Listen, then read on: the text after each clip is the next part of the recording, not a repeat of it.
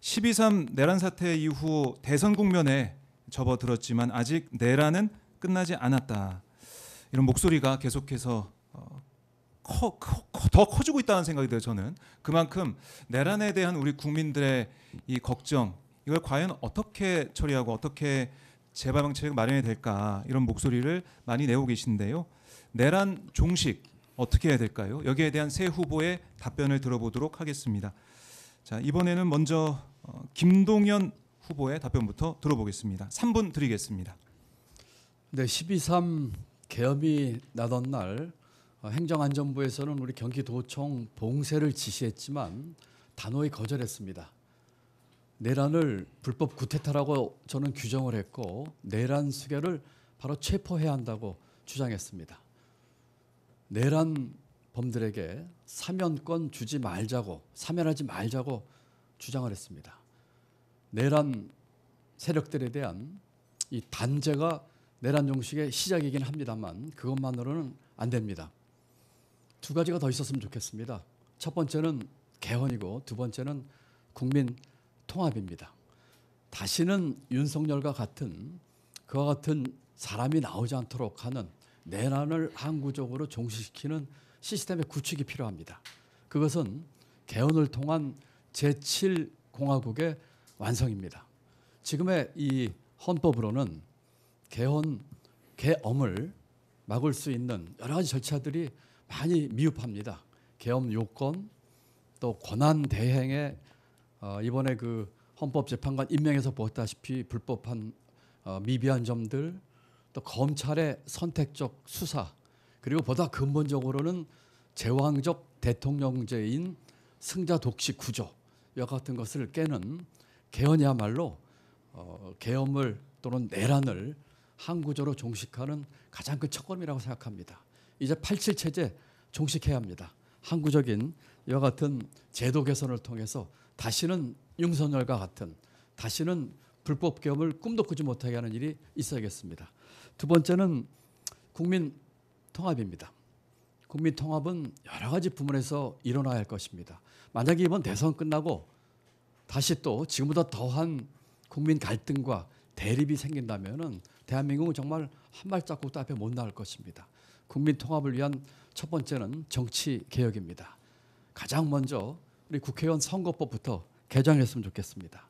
지금은 선거에 승복할 수 없는 제도를 가지고 있습니다. 한 표만 더 이겨도 모든 것을 갖는 승자독식 구조하에서 죽기 살기로 싸우고 상대편은 적이고 죽여야 할 상대가 됩니다. 이러다 보니 통합과 타협은 이루어지지 않습니다.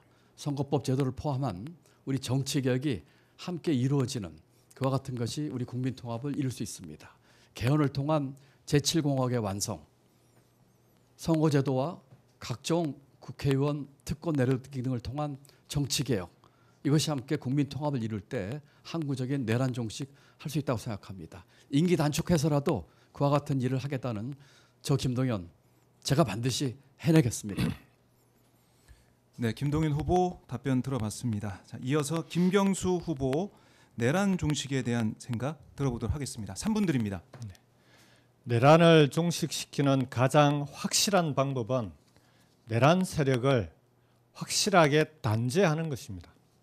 불법 계엄과 내란 세력을 단죄하지 않고는 재발 방지를 할 수가 없습니다. 왜냐하면 이번 계엄과 내란으로 처벌받지 않는데 다음번에 어떤 대통령이 또 들어와서 이런 계엄과 내란을 일으키지 않는다고 보장하겠습니까? 확실한 단죄 없이는 재발 방지가 어렵습니다. 12.12 내란과 5.18 강주에 대한 분명한 처벌과 단죄가 있었기 때문에 이번 계엄을 막을 수 있었다고 합니다. 우리 대한민국은 이번에도 또 한 번 광주에 빚을 졌습니다. 5.18 광주 정신을 헌법 전문에 꼭 수록해야 되는 이유입니다. 내란 세력을 확실하게 단죄하기 위해서는 정권이 교체되자마자 신속하게 특검을 임명하고 그 특검에 의해서 미진한 부분들을 수사해서 진상을 조사한 다음에 책임자를 처벌해야 되는 이 과정을 가장 신속하게 진행해야 된다고 봅니다. 그와 함께 꼭 필요한 것이 사회 대개혁입니다. 이런 계엄과 내란 세력들을 종식시키는 데 있어서는 이 과정에서 우리가 두 눈으로 목도했듯이 국민들의 갈등과 분열이 엄청나게 깊어졌습니다. 이번 과정에서 내란 세력의 뿌리가 얼마나 깊은지, 내란 세력의 폭이 얼마나 많이 넓어졌는지 우리가 두 눈으로 직접 목도했습니다. 이런 갈등과 분열을 극복하기 위해서는 단지 내란 세력을 단죄하는 것만으로는 극복하기가 어렵다고 생각합니다. 반드시 이런 갈등과 분열이 생긴 원인을 찾아서 사회를 대개혁해야 됩니다. 저는 이 갈등과 분열의 원인을 두 가지라고 생각합니다. 첫 번째는 갈수록 심화되고 있는 경제적 불평등입니다. 두 번째는 역시 갈수록 벌어지고 있는 지역 격차입니다. 경제적 불평등은 최소한 절대 빈곤만큼은 없는 나라를 만드는 그 점에서부터 출발하고, 지역 격차는 말씀드렸던 5대 군역별 메가시티로 지역 격차를 해소해 나가야 합니다. 마지막으로 내란 종식의 완성은 저는 개헌을 통해서 이루어진다고 생각합니다. 개헌은 여러 가지 많은 개헌의 과제 중에서 가장 우선적으로 해야 될 건 개헌 방지 개헌만큼은 확실히 해야 된다는 겁니다. 개헌 과정에서 평시에 계엄을 할 수 있도록 만들어 놓은 이 조항은 반드시 폐지해야 됩니다. 그 외에 많은 다양한 개헌 과제들을 정권 교체 이후에 다음 지방선거까지 400일간 국민들과의 협의를 거쳐서 개헌 논의를 통해서 제7공화국의 문을 열어야 확실한 내란 종식이 된다고 생각합니다. 네, 김경수 후보 발언 들어봤습니다. 자, 이어서 공통질문 첫 번째 마지막 답변입니다. 이재명 후보 내란 종식 어떻게 될지 네. 들어보겠습니다. 네, 두 분 말씀 잘 들었습니다. 훌륭한 생각이시고요. 어떤 사건이 벌어졌을 때 우리는 그 사건의 원인이 뭐냐, 그리고 그 원인을 제거하기 위해서 노력하고 그걸 제도화하는 게 당연히 필요하죠. 계엄도 마찬가지입니다. 왜 이런 일이 벌어졌을까? 그리고 그 피해는 어느 정도 어떤가? 그리고 거기에 대한 진상을 정확하게 규명하고 책임을 묻는 거죠. 그런데 전 세계적으로 보면 6개월에 한 번씩 계엄하는 나라가 있다고 합니다. 그 볼리비아인가 아마 그런 나라인 것 같은데, 이유는 단순하죠.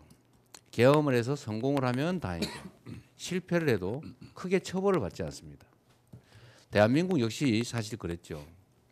제주에서 소위 4.3 사건이라고 하는 게 벌어진 계기도 최초의 계엄령 때문이었습니다. 엄청나게 많은 사람들이 죽어갔죠. 아무도 책임지지 않았습니다. 그 후에도 여러 차례 계엄이 있었지만 광주 5.18 당시의 계엄, 즉 거기서도 수백 명이 학살당했습니다. 그런데 그 계엄을 일으켰던 전두환 세력들은 정말 천수를 누렸죠. 잠깐 책임을 지긴 했습니다. 결국 사면됐고 행복한 삶을 누렸죠.